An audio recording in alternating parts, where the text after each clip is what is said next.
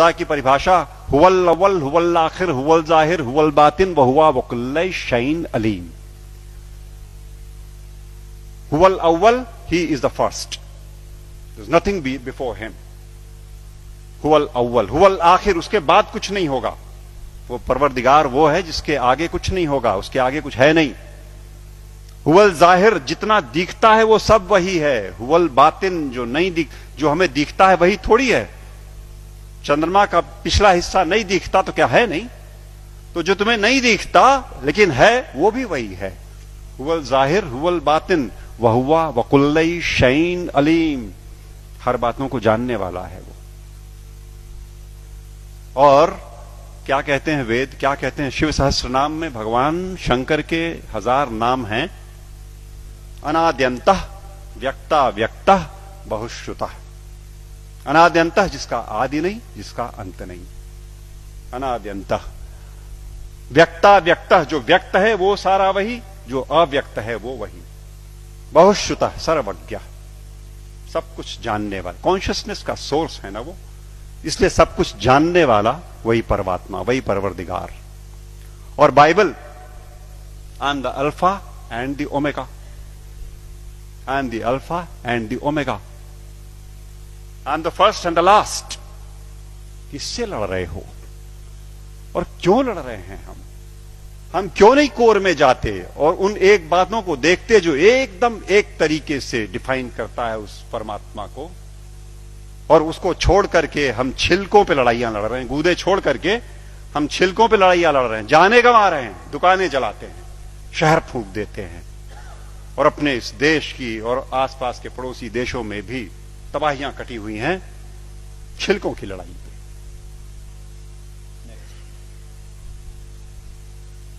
सूफी फकीर कहता है अन अल हक, ट्रांसलेटेड इट मीन्स अहम ब्रह्मास्मि, आई एम द सेम। अन अल हक, ये सूफी फकीर बोलते हैं। लेकिन हम हैं कि लड़ने से बाज नहीं आने वाले। हम हैं वो इसे नहीं सुनेंगे, न मानने को तैयार होंगे। वो वही बात होली बाइबल जब कहती है कि I am the way the truth and the life, no one cometh unto the father but by me. But by me means through the soul, जो हमारे अंदर वो ज्योति का पुंज है, उसी के थ्रू रास्ता अंदर जाएगा। एक बात और, वेद कहते हैं न तस्य प्रतिमा अस्ति यस्य नाम महद्यशः, उसकी परवरदिगार की कोई मूर्ति नहीं बन सकती। वेद कहते हैं, निराकार ब्रह्म को जब परिभाषित करते हैं तो कहते हैं न तस्य प्रतिमा अस्ति यस्य नाम महद्यशः।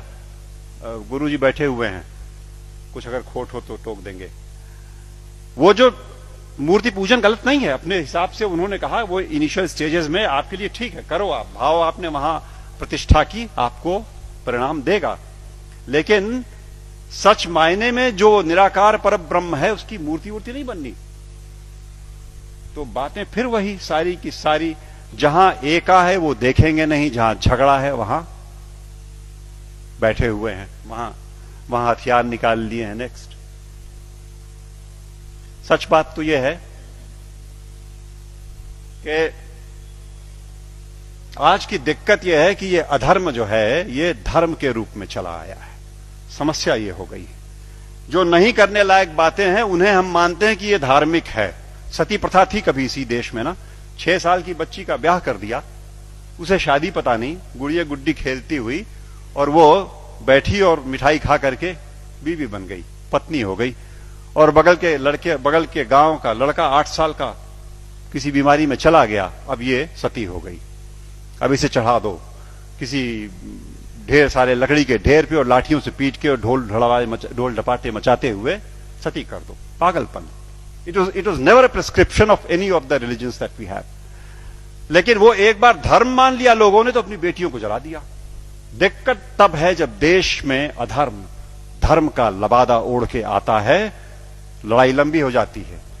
हम उसे धर्म मानते हैं जो अधर्म है। अभी चल रहा है, मैंने कैंपेन किया जबलपुर में, एंटी क्रैकर कैंपेन। दिवाली पे मर्यादा पुरुषोत्तम भगवान राम के आगमन के नाम पे ये देश, विश्वनाथ जी, 6000 करोड़ रुपए का बारूद अपने आसमान में भरता है। 6,000 करोड़ का बारूद उस देश में जहां दिवाली के दिन करोड़ों के हाथ में एक बताशा नहीं और एक दिया नहीं। अधर्म।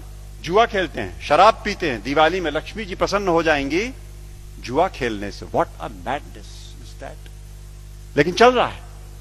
अधर्म जब धर्म का लबादा ओढ़ के घुसेगा समाज में तो निकाले नहीं निकलेगा आसानी से, और अगर वो निकलेगा आपके प्रयास से।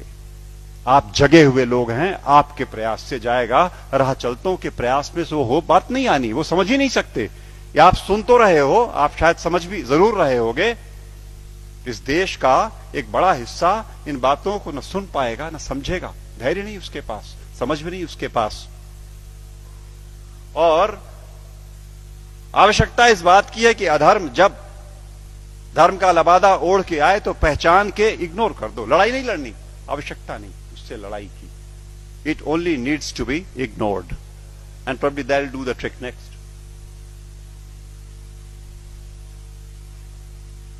सच बात तो यह है कि हम, जैसा मैं कह रहा था, कि हम छिलकों की लड़ाई में लगे हुए हैं, गूदे की ओर ध्यान नहीं दे रहे।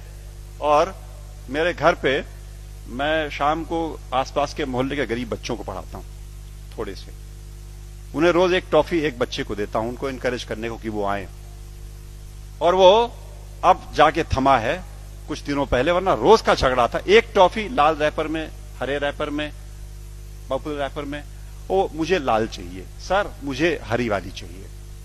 लड़ने पे आमादा आपस में। और जिसे हरी मिल गई वो उछलता है, अंदर बिल्कुल एक चीज, लेकिन वो रैपरों की लड़ाई में परेशान। हमारा सारा देश आज इस धार्मिक रैपर की लड़ाई में गुथा हुआ।